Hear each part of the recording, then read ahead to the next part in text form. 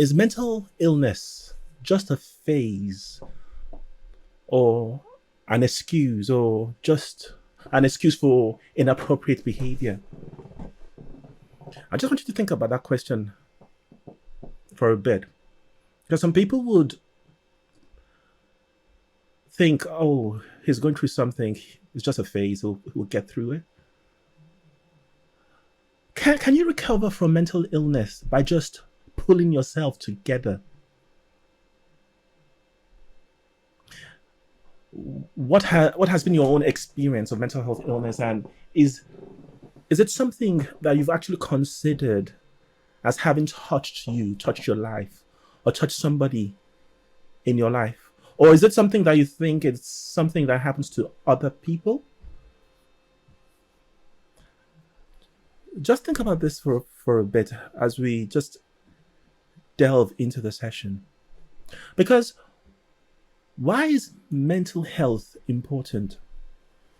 In the UK, 2018, the registered suicide rate, and I say registered suicide rate because they don't really know the figure. This is the figure that has been recorded, which is way more than that.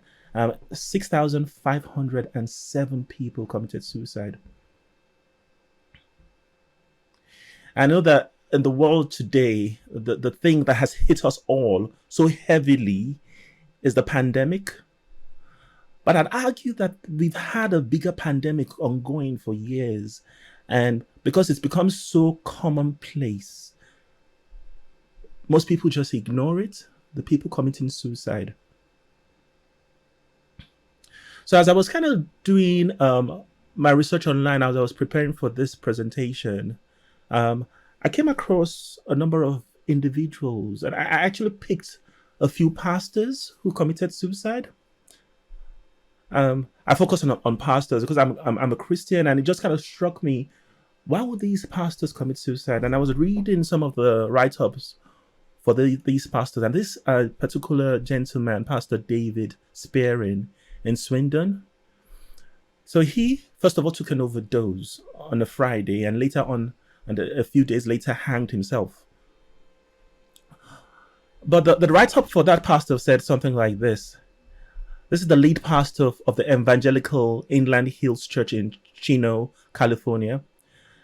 And he passed away on Saturday after attempting suicide on Friday. He went to the fields and tried to hang himself, and his wife found him, brought him home. He felt really bad about himself, really, really, really guilty for having done that.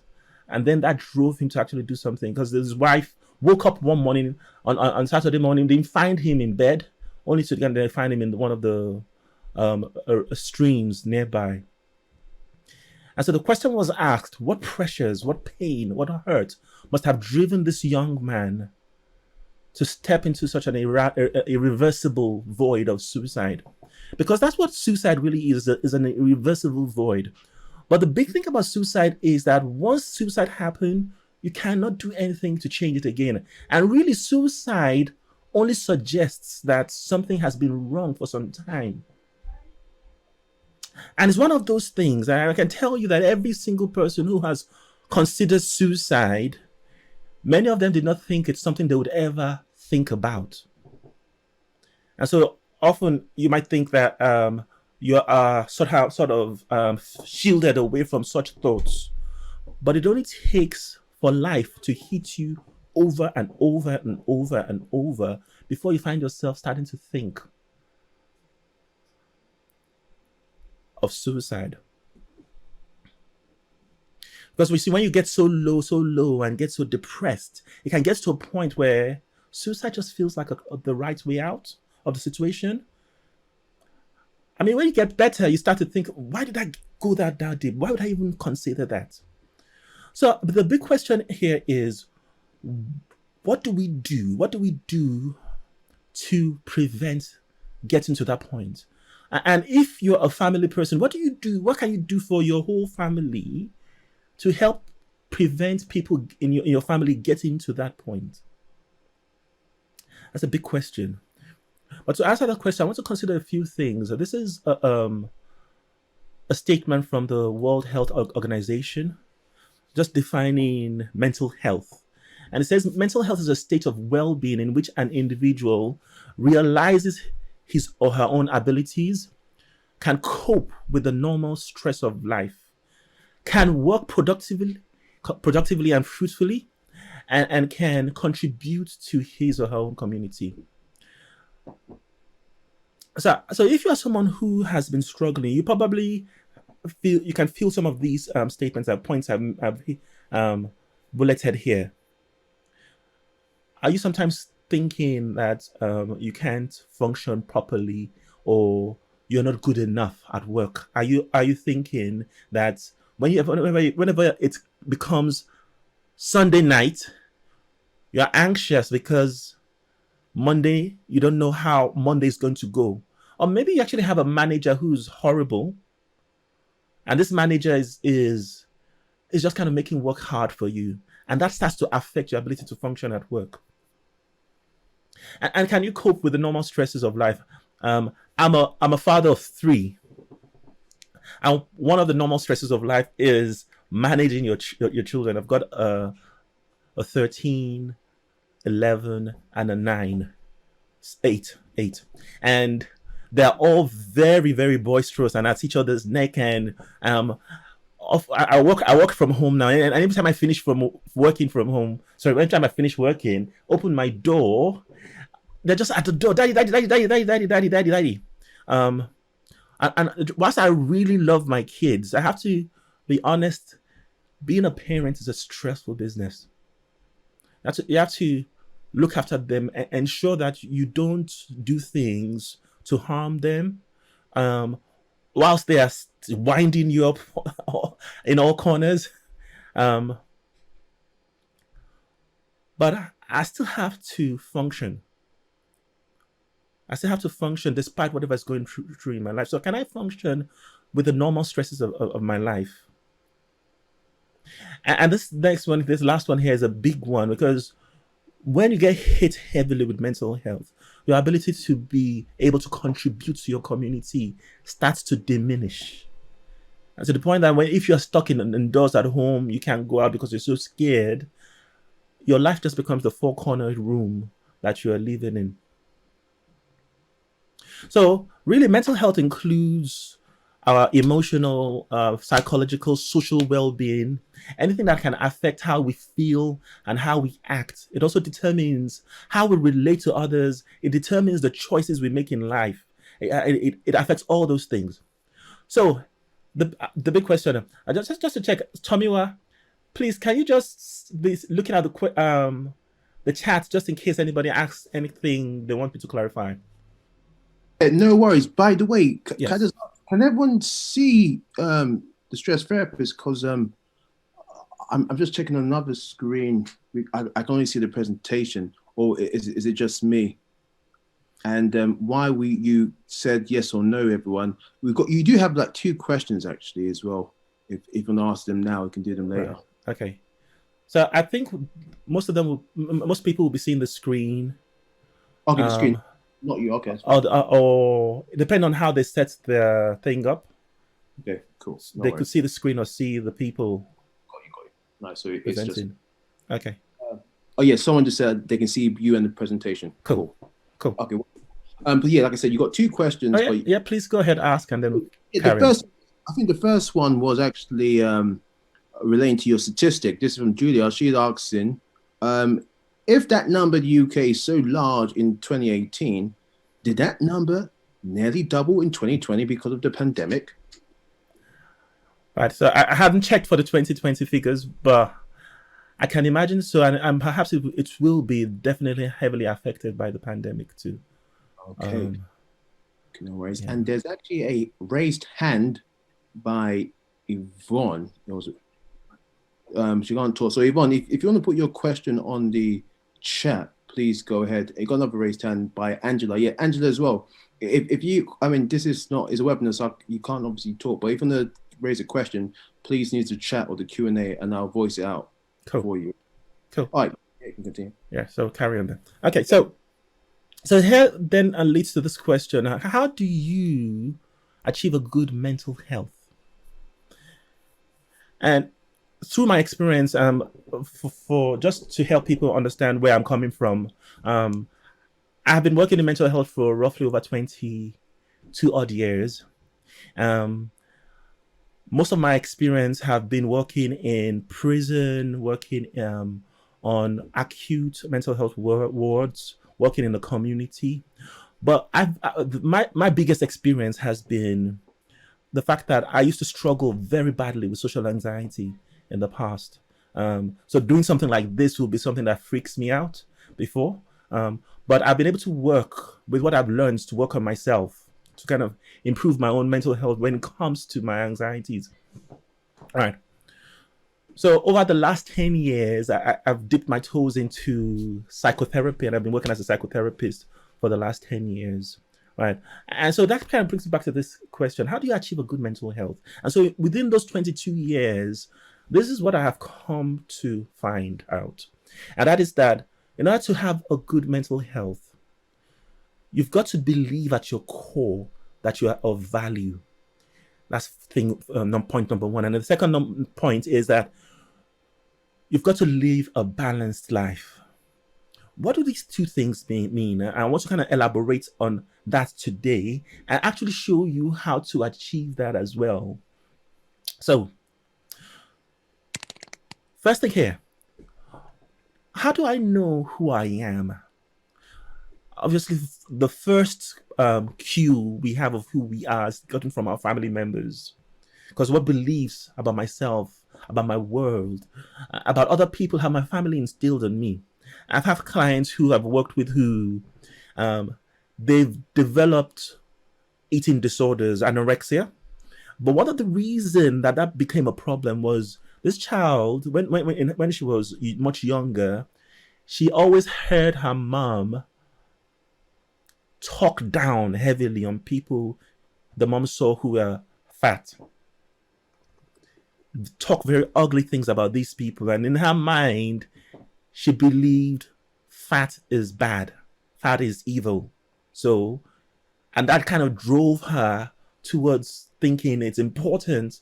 It's almost like a life or death thing to not be fat. And that pushed her down that anorexia route. So, what kind of beliefs about myself, my world, and other people have my family instilled in me? And the other thing then is, of what value am I to my family members? When I'm at home, when let's say you have left home, you now have your independent life, but when you visit home, how do they make you feel? Or in your own home, how do you make the people in your life feel?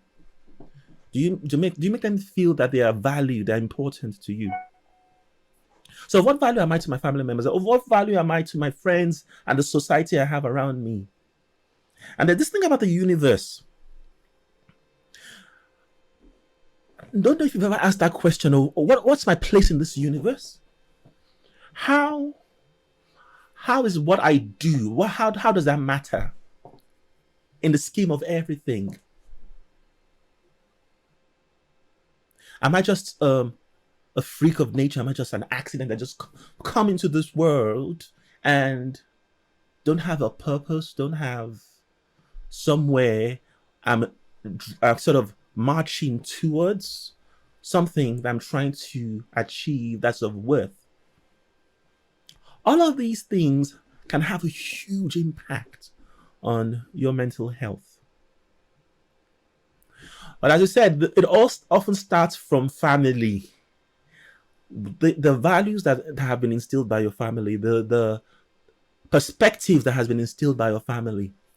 And often, what will happen is if you have a very strong family foundation where you've been loved, you've been looked after, you've made to feel important, it becomes very easy then when you go out into the world, and if the world is rough and it's hard, it's harder for the world to tear you down. It's harder for things in your life, people you meet, the difficulties you go through to tear you down. Notice I say it's harder. I didn't say it's impossible, because all you just need is to perhaps maybe get engaged to someone who is a narcissist, for example, and before long, after a year of constant hitting, hitting, and chipping away at your armor, all the good that has been worked in by your family can really be chipped away to the point that you feel like a shell of yourself. And sometimes that can be very confusing for people who they started off feeling very strong, very able, very emotionally. Maybe they used to be the person in the family everybody used to come to for support, but they go through an experience that then sort of chips away at the sense of self, at the sense of worth, at the sense of value. So, if I'm homing in here that the family becomes one of the biggest place where we can help a person mold that sense of value, that sense of worth. How can we prevent a negative family impact? How can we prevent a negative family impact? Tommy, well, I just wanted to check for a second. I just want people to see, to let me know, up until this point, is everything I'm saying making sense? Is there anything that feels wrong? Is there anything that you don't agree with? I just want maybe just thumbs up or just say yes, it makes sense. Just type in the chat box.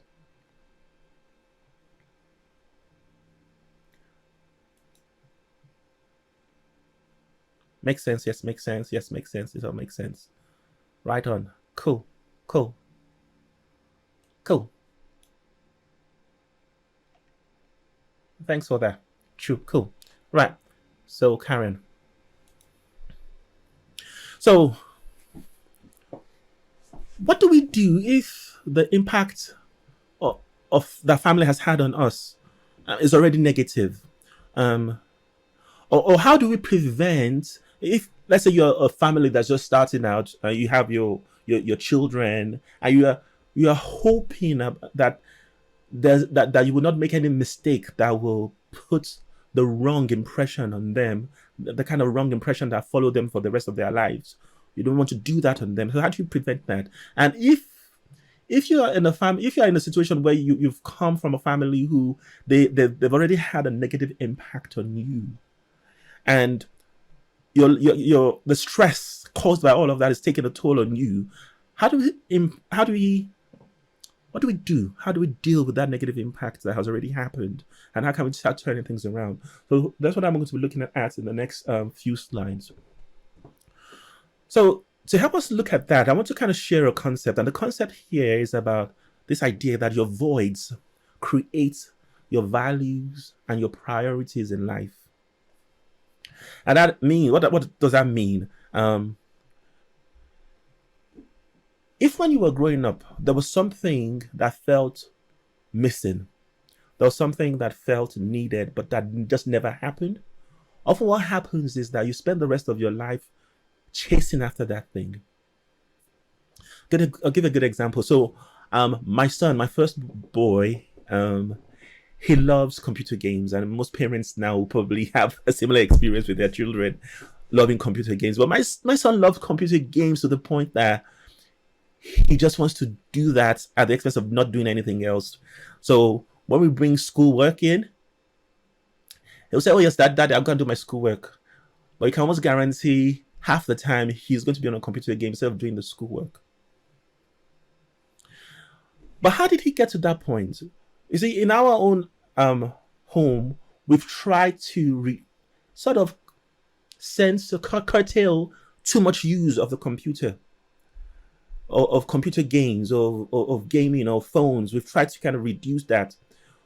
And naturally, what that has done, and this is what I found out as I've sort of been growing up with them, is that it's created a void. And the void is to create more thirst for computer games.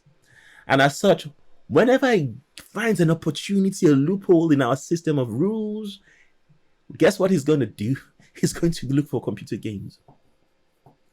And this is what will happen for anybody. If in your life somehow there was a void created, that becomes a thing you chase. My own experience was when I was growing up. I love music, and I wanted to learn to play piano. I wanted to learn to play the guitar, but my dad was very against it. All he just says to me that all you just do is just carry guitar and going everywhere. That's all you do. You don't study. You don't do anything. You have to study, right? I wanted him to buy me a piano. No, he would not buy a piano. But guess what? When I became 18, I came to England. I was living in England.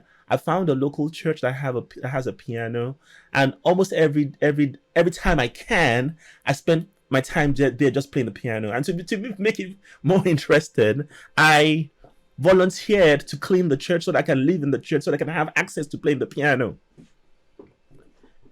And that's whilst I was doing my training. So I was doing my training, and initially I was training as a nurse, and at the same time helping looking after the church building, in order so that I can get access to playing the piano. It became my priority.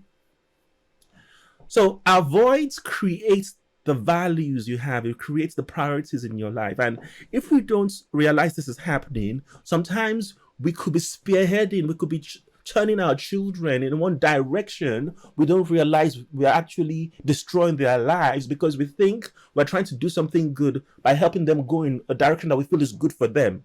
And as we're doing that, we don't realize we're creating voids that will cause the children to go opposite to what we want. Asu says this is so interesting and it all makes perfect sense. Cool.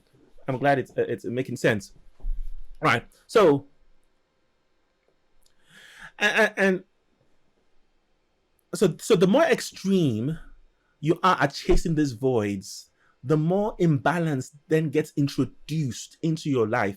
So if you go back to the 2 points I said that will help someone have a good mental health. I said the first point was that you have a good sense of your value as a person, and the second point was that you have balance in your life. So if your family has first treated you in a way that has made you lose your sense of worth, first of all, and they've also treated you in a way that makes you prioritize certain things that you then start to chase in your life, that starts to create an imbalance that then causes more problems to come into your life. So I had this client who she wanted to prove to her dad that she will become a person of worth, because one of the abuses she always got from dad was that she'll never do anything that matters, that she'll fail in life, she'll never be good enough. That was the message that dad was always kind of placing on her. So she spent her life trying to prove her dad wrong. And what that created was she achieved a lot actually, and she became a manager quite fast in different offices she worked in. I can't remember the kind of job she did at the moment, but she did so well. Yeah, she worked in the council. That's just remember. She worked in the council. She became a manager, and the problem though is that no matter how much she achieved, she never felt satisfied. And one of the reasons that she's not feeling satisfied is because she is living a life to prove her dad wrong, as opposed to living a life towards fulfilling the values that are important to her. The way her dad treated her caused her to go chase after the wrong priorities. And the more she did that, the less happier she felt. And the less happier she felt, the more she became depressed, the more she became anxious, the more that had a negative impact on her family, her relationships, her children towards her. Can you see how something that starts off as maybe a parent thinking they're trying to do something good? Because sometimes some parents can be thinking they are being hard on you in order to toughen you up, to get you going and being strong as a person, but that thing is breaking you down. That behavior, the treatment is breaking you down and becoming more of a hindrance to your life. Right. But there's a point I want to highlight here. And that is that in order to bring balance into our life, we need to have a system of support and challenge. It has to be both. It can't be one or the other. So all the examples I've given so far has been more of examples of people who their families perhaps were not so supportive, but very challenging. But actually, If you only have support in your family, you're ever only ever loved, you're only ever provided for, you're never disciplined, you're never um, allowed to deal with hardship, you are going to have this problem as well. There'll be an imbalance because you're going to have certain priorities that's going to make you chase the wrong thing and create an imbalance in your life. Right. So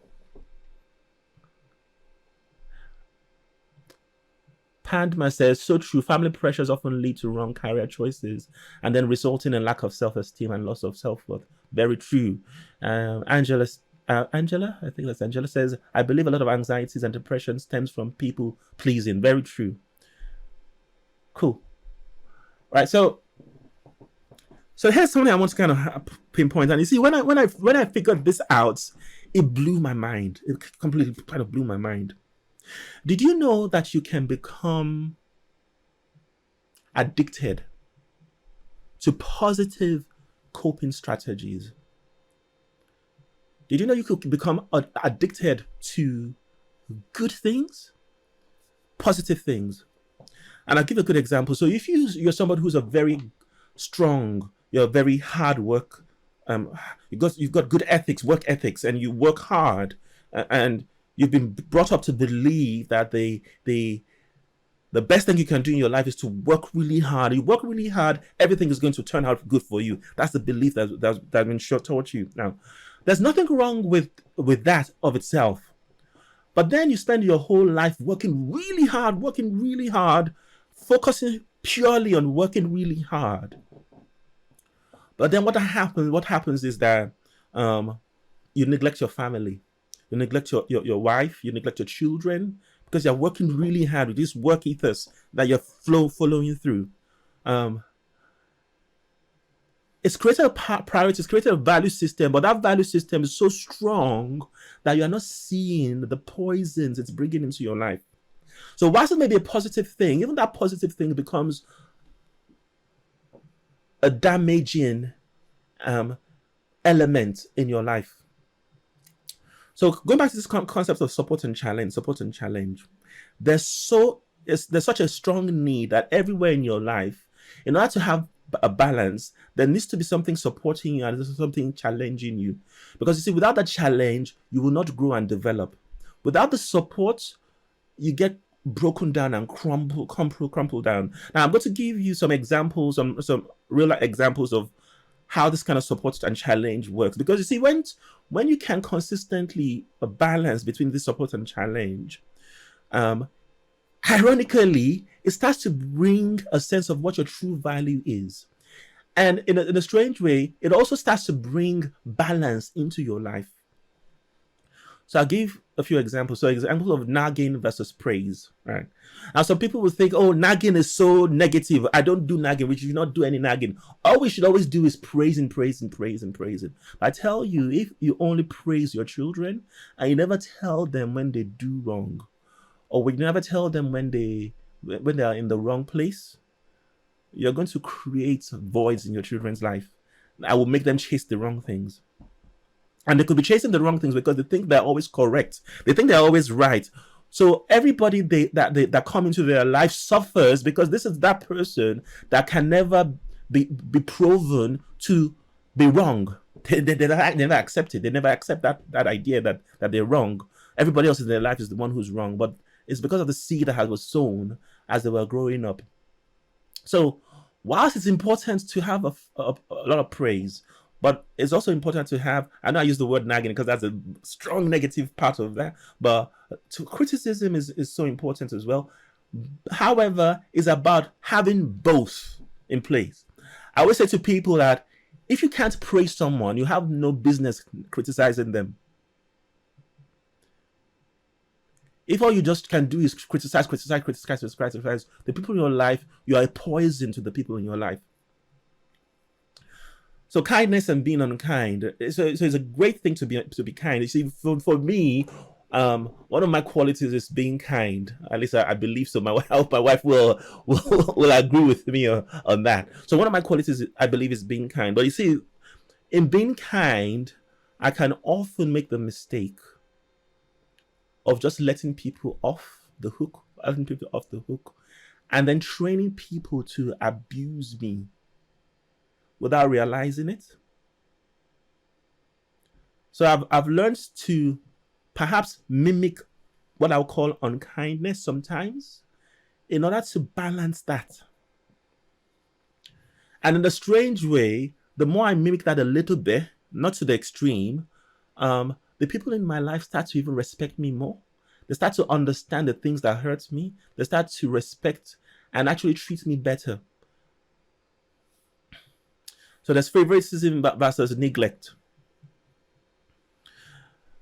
There's this situation that happened in my home because my firstborn, he's got ADHD. But whilst he was growing up, we because he had this tendency, whenever he ate sugar, for example, anything that's got sugar, he goes really hyper. Whenever he was he was playing too much games, he goes really hyper. There's just so many things that would then make him very hard to manage. And so we're often on his case. Oh, okay, don't do that now. You've done that enough. And in trying to manage his ADHD, we didn't realize that we were letting my daughter, who was his sister, younger sister, off the hook on many things. And then all of a sudden, when they became teenager, the characteristics switched. My son became very obedient, he was listening and very supportive and very easier to manage. But now it's my daughter. She feels she's the one who's right. She feels she's the one who doesn't need guidance. She believes she knows it all. And now we have to sort of change our tactics to try and, okay, let's curtail some of that because it's now becoming a bit difficult to manage. But what's my point here? Even though we meant well, right? Not kind of keeping our eye on the ball of this need for balance in things had this impact in the relationship with my children and had an impact in their own experiences as well. So we're just kind of going through all of these points here. I don't want to go to, but I've just listed them here as examples of things that we can do to help bring in a sense of balance, as well as bringing a sense of value into a situation. Now, there's a point I want to kind of home in on before I get into my conclusion, and that is that what if I've already been in a family that they've had an impact on me that's negative, and it's already created this horrible trail of poison in my life, right? How can I go about turning this around? We can actually use the same concept that I've shared here. So first of all, you want to look in your life and think, okay, what are my priorities? What am I chasing? Because quite often, at this point, what you're chasing may be because of the voids that were created as a child in your experience as a family, which will also highlight that some of what you're chasing may actually not be what will bring happiness into your life. So it's important to first highlight that and actually see and start to assess that. What's the reason I'm chasing these things? What's the values I'm trying to achieve? Am I trying to prove to everybody that I'm good enough still? Is that what I'm chasing? Or am I looking for something that will make me feel fulfilled in this life? So that's first thing you think of. Then you start to think of all the strengths that you have developed. And I know sometimes this might be confusing to people because especially when you think that you don't have any strengths, that all you have is weaknesses. But really, when you have weaknesses, the reason the weaknesses exist is because there are strengths that are there that are causing the weaknesses to exist. So for example, if my weakness is that I am very laid back because I'm just I don't take things, I'm not so fast at acting on things, right?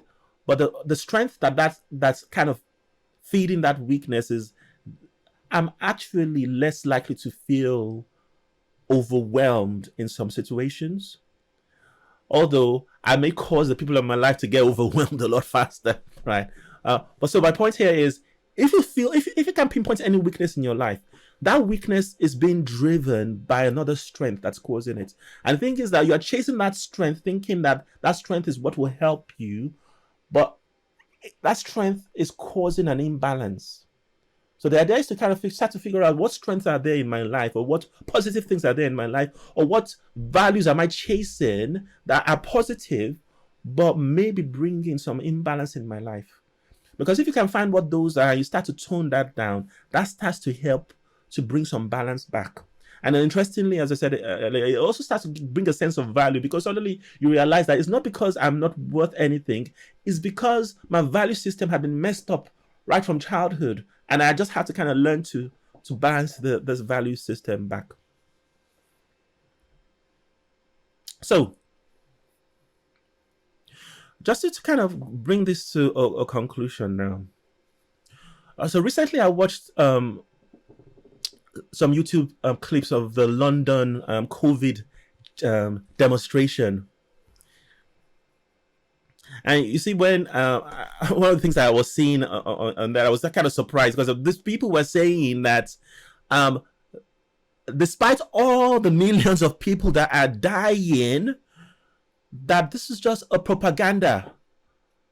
They're just trying to make us believe that there's some real problem, there's a real issue. And I'm thinking to myself, can't you see all the evidence that this is real? No. But in his own mind, the person that was talking, he was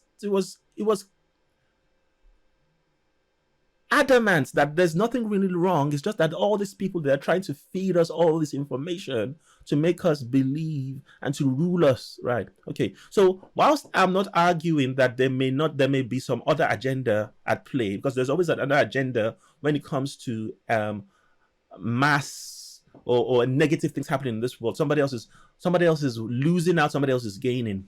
And there's a point I want to kind of highlight. Sometimes we can be blind to what's right in front of our eyes.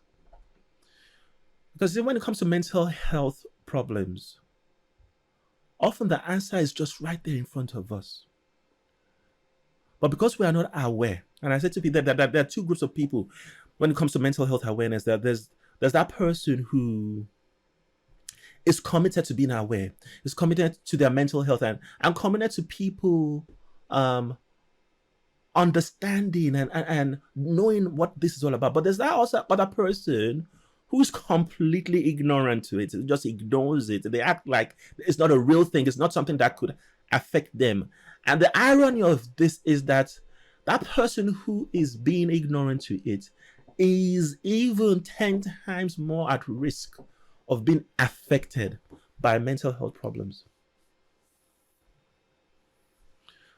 So, those who are committed to being aware to the mental health have a greater chance of avoiding the depression, avoiding the anxiety, avoiding suicide that could come as a result of ignoring mental health and well-being. So what I'm really hoping today that I've done, right? I know this is a very short touching the ice tip of the iceberg, but what I'm hoping I've just shown, one, that it's important to take mental health as something that's important in your life, but also to start to see the certain infrastructures that are there that can either work against you in developing a good mental health, and also to start to see to have a way of thinking about how you can structure your life to work against anything that could bring a bad experience in your life that could lead to more mental health problems. So thank you so much for listening to me. Let me just see what they have in the comments. Tomiwa, I can hand back over to you.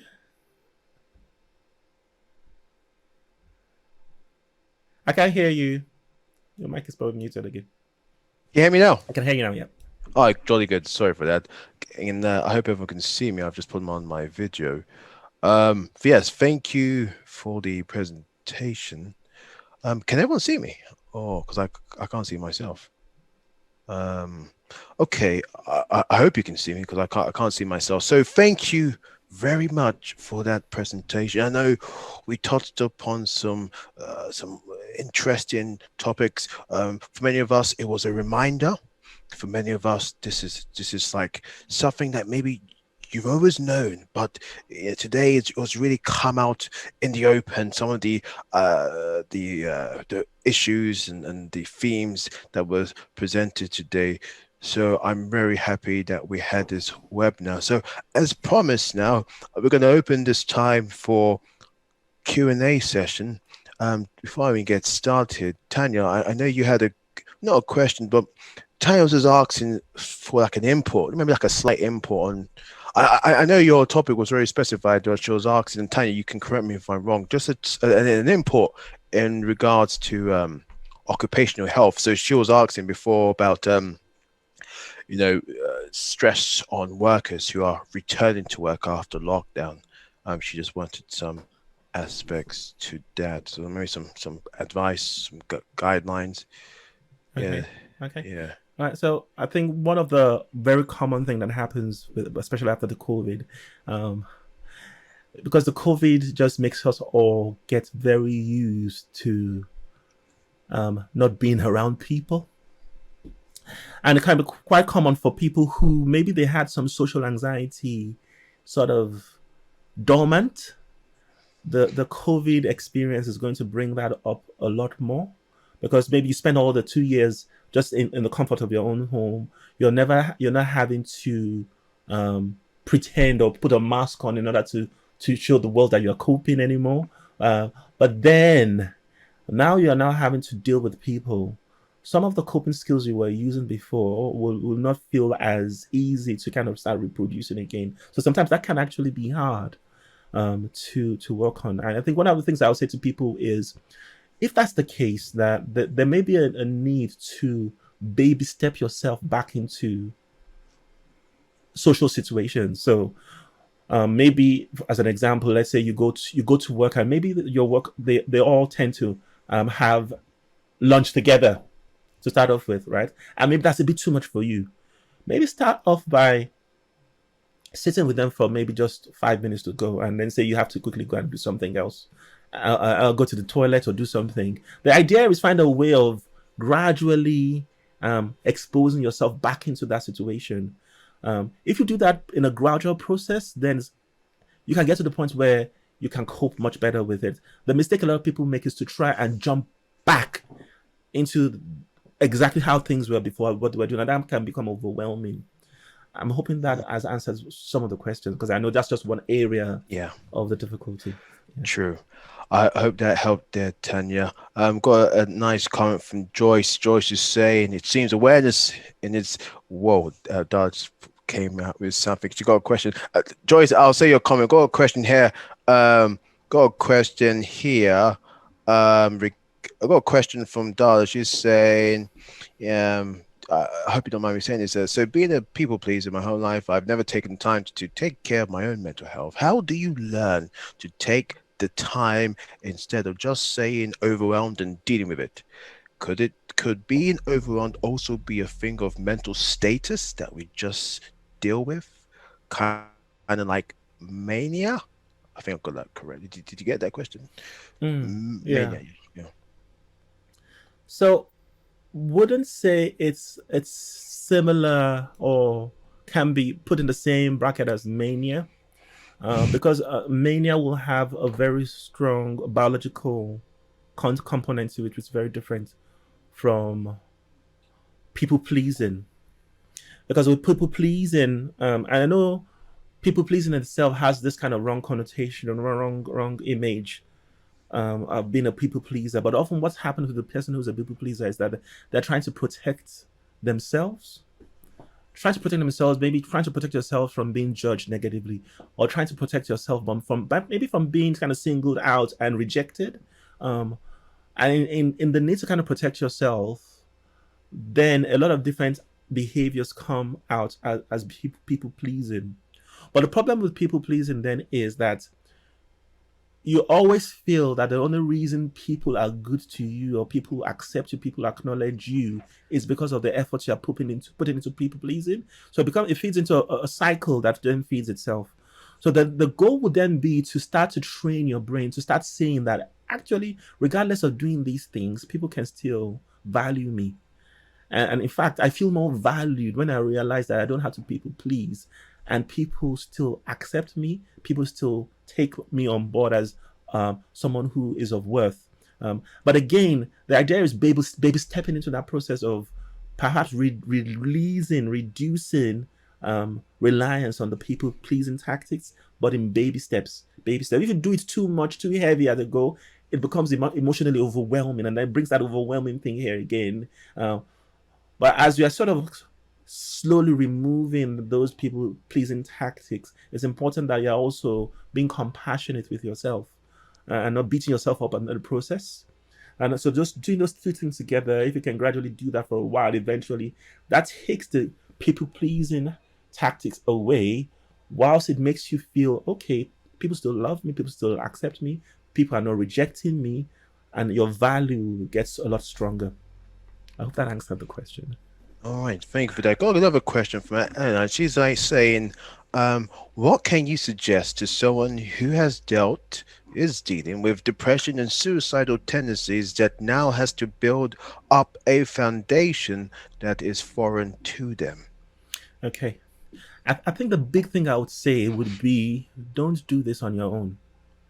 Don't try to do this on your own. And why am I saying that? You see, this is something that we all can struggle with, the idea that when I'm in my world, I'm in my world. I can't see anything else but my world.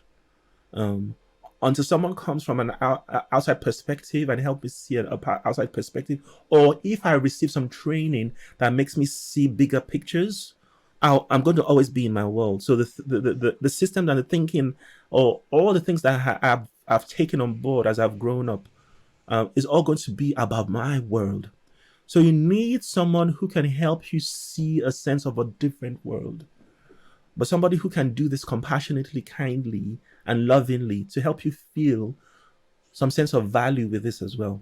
So first of all, you have that experience where you put yourself in places where there are people around you who are kind, loving, who speak nicely about things, who take care of you, and then working with someone who can then help you deal with suicide and a few ways. One is obviously you can work with a therapist who is skilled at managing suicide and helping people break the pattern of suicide thinking and suicide behavior. The other way is to actually find someone who has been through that journey of being depressed, dealing with suicide, and they come out of the other way and a stronger person. And maybe if you can get the person as a mentor, then that can be a very strong system you've built for yourself going forward. Thank you for the answer. I hope that answers the question there. Got another question from Padman. He is asking if someone is taking a break to figure out their life purpose, or change career course and not contributing to society, is it, according to who, an indicator of poor mental health, or should we allow ourselves that space? Actually, it's very important to allow yourself that space. I think with that who definition, that will be about someone who their life experience has made them debilitated, that they can't function in that way of doing a job, coping, or working in a community, which is very different from someone who's now taking a step back and saying, okay, actually I've been chasing things that are not me, that I want for me, that actually value for me, right? And trying to kind of adjust their course. And actually that's a healthy, very healthy approach.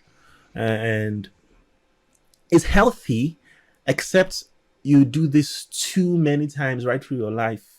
Because it can also have a situation where I call them like a job hopping. You just constantly job hopping and never really settling in anywhere, which would suggest that there's something else going wrong.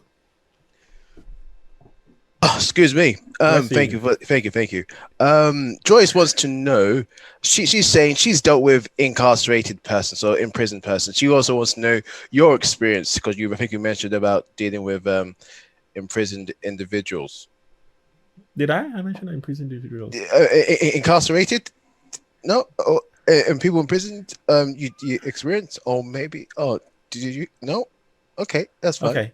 Okay, but I can tell you my experience if you want, Joyce. Yeah, go I mean, ahead. I was a prison officer for a bit in London's oldest prison, and yeah, there's a lot of mental health issues there, 100%. But I think what I saw, um, especially when you're a prison officer in the sex offender Oh, unit I see. I can see what she's saying. I was just talking when I was working. in Right. I okay, see what but she's yeah, saying. Okay. just You based my experience. carry on. Yeah, Yeah, yeah, yeah, yeah. just from my experience. I saw that the interventions, the courses, the chaplaincy, that really helped people realize. And do you know those who really admitted, like Gov, I did wrong. I want to change. Is those who accepted what they've done and sought to find the help to move on.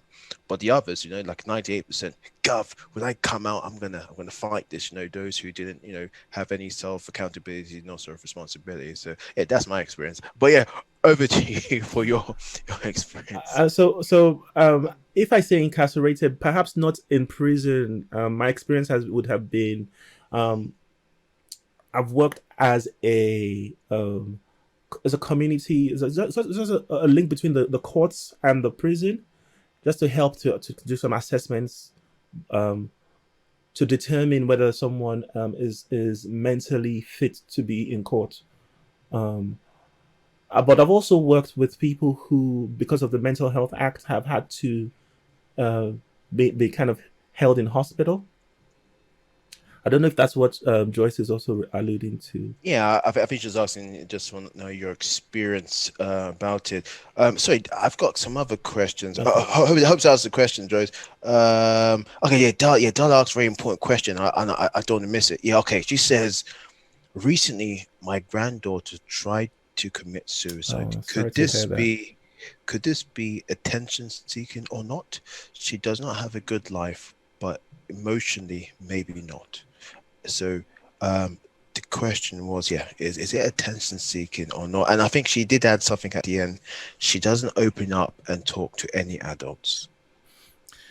Okay, this is something that's quite dear to my heart. Is this attention seeking or not? Right. I think I asked that answer that with a question. Is attention seeking a bad thing? Actually, it's not a bad thing, and I'll tell you why it's not a bad thing. If I'm at home with my wife, and my wife has been spending the last 2-3 hours on the phone with her friends, and I want her attention, I tell you I'm going to do some attention seeking.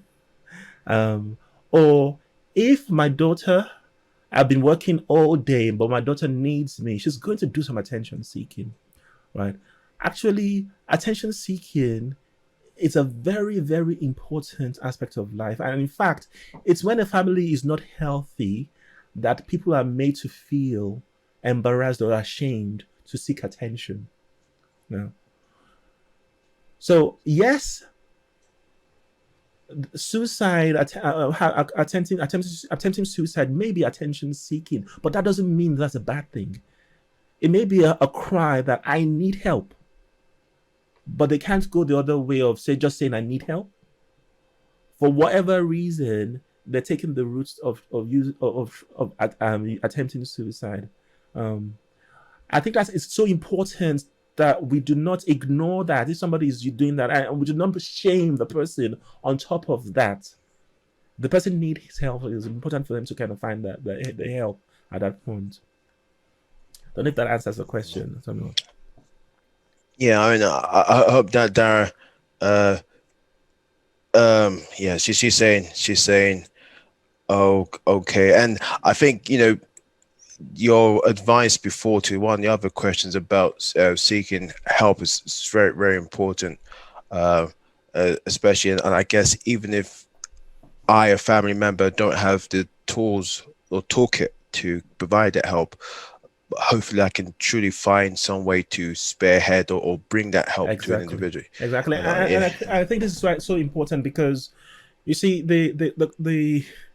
it's quite easy to get lost in the thinking system, in the mind system. So easy to get lost and not be able to find your way right through. There is a way out of suicide thinking. There's a way out of depression. There's a way out of anxiety, but it's easy to get lost. And once you are lost in there, you are the one lost in the maze. Um, you need help to be pulled out of that place. And so it's important that there are people around you, one who understand, but who also understand the process you need to take. Because you see, a person there who are in that mindset, they're already feeling lost. They're already feeling that their situation is helpless and hopeless. They need some hope, and to put them give them in a situation that will help them see that hope. That's the best thing you can do for that person, even if they are attention seeking. Sorry, Okay. I interrupted you. No, that's fine. That's exactly what we need to hear. Yeah. If there's no other questions, ladies and gents, I think we can bring this stress awareness to a conclusion. Just before you close, I just wanted to just say thank you to Julia. She made a very nice statement, and this is an informative presentation. Okay. So, got one more. Oh, got one more, and the thing is coming from Elena. Can you see it? Yes. Yeah. I also is that the one? I also have one. Yeah. Okay. As someone who is caught between two narcissistic alcoholics and a new mother of an autistic toddler, I find it very difficult to find time for myself. I'm constantly torn down, but have to stay strong for child. For the child. I've sought therapy, but between the things my child needs and what I need, I put him first. Yeah. This is a very, very and it's totally understandable, but it's a very big trap. And the reason it's a big trap is because life is a marathon. You see, with every marathon race you run, if you run a marathon race and run it as if you are running a 10-meter race, you'll get exhausted very fast. And so when we are not looking after ourselves, we're looking after other people, and not looking after ourselves. It's like we are running a marathon with a 10-meter mile mindset. Eventually it gets to a point where you get worn down, you get drained. Eventually you're not going to be able to be there for your child. And, okay, I don't want to sound like I'm telling you off this because this is important. But there are ways to input systems to help to cater for your own needs that does not take time. And it may just be maybe a 5 minute thing to do every two times a day. Just 5 minutes. Take that time out just for yourself to do something. That's a very fast turbocharging, mind calming things you can do. But I don't know. Tommy, am I able to just kind of to suggest people can jump on my group in Facebook? I was just about to say that. I was literally going to say, especially as and it's not bad. We're going very personal and deep because this is what these webinars were for. That on the Eventbrite link, you have his details. You go to the website, you have all his details, everything, and please feel free to put everything on the chat. For the viewers, if they want to get in contact with you outside these things. Okay. All right. I mean, this is why we have these, so people can be exposed to the help and speakers, people out there who can be who can be of help. So yes, everyone, go back to the Eventbrite page, click on his website. All his details are there. And if you want to go to his face, if you want to share your Facebook, here, I'll just please share my Facebook. So I have a Facebook group, and the aim of the group is to help people learn how to maintain self-care. Excuse me. So I think I should just put the link in here. Okay. Anybody, you can just join join us on the group. The group is free, and actually this week I'm starting a series on healthy coping habits. There's a Facebook group. So it's a self-care mastermind group. So anybody, you're all free to join. Is all free stuff in there. All right, there we have it. Fantastic. Thanks for that. What I'll do is I'll copy that, and when I send everyone the recording for today, I will also put that link there just in case, so you can have it for your records. But I think we can come to a natural conclusion Cool. for tonight's webinar. Listen, everyone, you've all been great, and thank you for everyone taking the time. You're all coming from different parts around the world. You know, you could be doing something else, especially for those of us in the UK with our bank holiday tomorrow. You could be do something else, you know, just to have a nice longer bank holiday, but you chose to be here. So I'm very thankful. Thank you for all of you, especially in America and Canada. Very nice of you guys to come along your lunchtime. And so, like I said, this will be recorded. I'm going to send this out to everyone. And listen, ladies and gents, you know, like I said, please, you've got his link. Please be in contact with Mr. Wumi. Ask him more questions, anything that you'll like, especially in your self-help guides. And, you know, don't worry, this is not it. You know, I've got some other stuff in plan for all of you. I will make announcements sure to come. There's some other stuff I want to explore. Social media, for those of you who were with us last time, we still haven't explored how it affects mental health.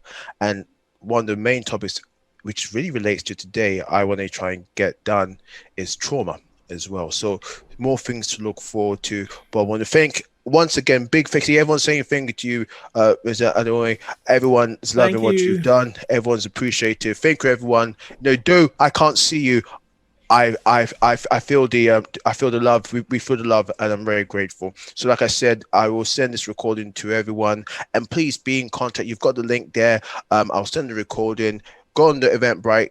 Go on his website. You can get in contact with him there. Even book a session if you want. He's doing online sessions via Skype. So I'm going to leave us here. And everyone, please have a good rest. Have a good bank holiday for those of us in the UK. Have a good week ahead for you guys in the States. And I wish you well. And thank you for sharing. I know for many of you who are sharing the deep things going in life, it would have been hard, but thank you for sharing it. We're all learning from your experience. And I truly wish you the best with all what's going on in your families. Be strong, guys. And please neutralize what you've learned here today. Take care, everyone. All right, bye. Bye. Recording stopped.